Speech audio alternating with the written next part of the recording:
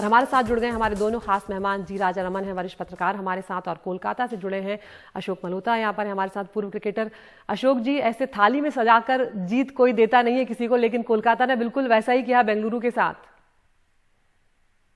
पहला हाफ भी था, कहते हैं भगवान भरोसे खेल रही थी केकेआर, क्योंकि बड़े नजदीकी मैच थे। कोई सुपर ओवर में जीता, कोई हारा हुआ मैच जीता।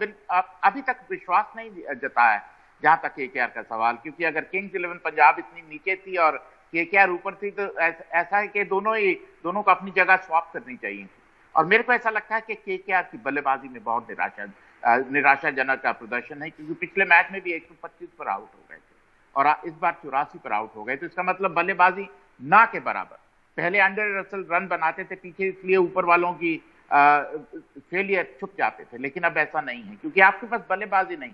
ना तो प्रारंभिक जोड़ी है, शुभमन गिल रन नहीं कर रहे, राहुल त्रिपाठी रन नहीं कर रहे, नीतीश राणा रन नहीं कर रहे, दिनेश कार्तिक रन नहीं कर रहे, अकेले मॉर्गन है जो रन करने वाले।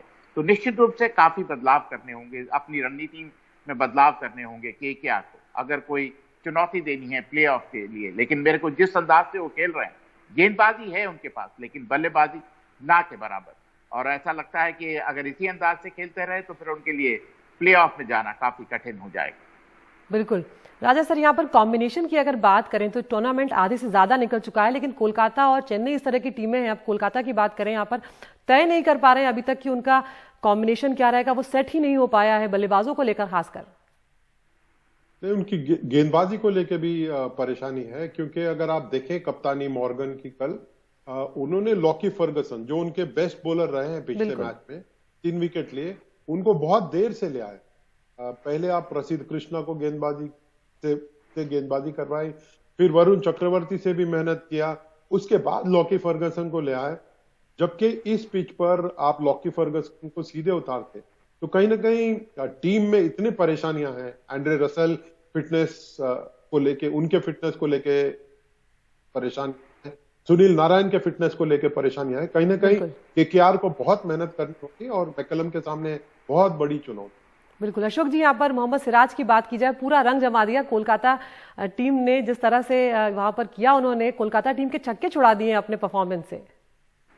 जी हाँ, बिल्कुल। जिस तरह की उन्होंने गेंदबाजी की, पूरा रेड बॉल से बेहतर गेंदबाजी करते हैं, लेकिन जिस तरह उन्होंने व्हाइट बॉल से गेंदबाजी की, और फिर कहते हैं ना कि जब सब ठीक चल रहा होता है तब आपके हर पासा फिट बैठता है। और वही अवस्था विराट के साथ, क्योंकि वॉशिंगटन सुंदर से शुरुआत करने चाहते थे, लेकिन फिर उन्होंने सिराज को दिया और उन्होंने क्या करिश्मा करके दिखाया शुरू। और फिर जब दूसरी टीम की अवस्था इस तरह की हो जाती है तो फिर बहुत निराशा हाथ लगती है। लेकिन मैं बार बार दोहरा रहा हूं कि इस बार पहली बार 5-6 साल में आरसीबी की गेंदबाजी ऐसी है जो किसी भी टीम को चुनौती दे सकती है। बल्लेबाजी हमेशा अच्छी रही है, लेकिन गेंदबाजी इस बार बड़े सालों के बाद जो बेहतर गेंदबाज। और शायद अगर कोलकाता की बात करें यहाँ पर, तो एंड्रे रसेल और सुनील नारायण का ना होना बहुत ज्यादा टीम को यहाँ पर लगातार भारी पड़ता हुआ नजर आ रहा है। राजा जी, हैदराबाद की टीम जो है वो बल्लेबाजों पर बहुत ज्यादा निर्भर करती है, और पिछले मैच में हमने देखा कि किस तरह से पारी जो है वो लड़खड़ाने लगती है 1-2 बल्लेबाजों के जाने के बाद। बिल्कुल, और डेविड वार्नर को अपना ओपनिंग स्पॉट खोना पड़ा और वो नीचे आए, तो वहां पर भी आके उन्हें ही बल्लेबाजी करनी पड़ी। जब तक जॉनी बेयरस्टो नहीं चलते, डेविड वार्नर पे दबाव बहुत ज्यादा रहेगा। लेकिन उनके गेंदबाज भी भुवनेश्वर कुमार जैसे गेंदबाज को मिस करते हैं। कहीं ना कहीं ये टीम घर जाते हुए दिख रहा है मुझे। 4 मैच और उनके रह गए, लेकिन कोई दम नजर नहीं आता इसमें। बिल्कुल अशोक जी, आज क्या लग रहा है, राजस्थान का पलड़ा भारी रह सकता है?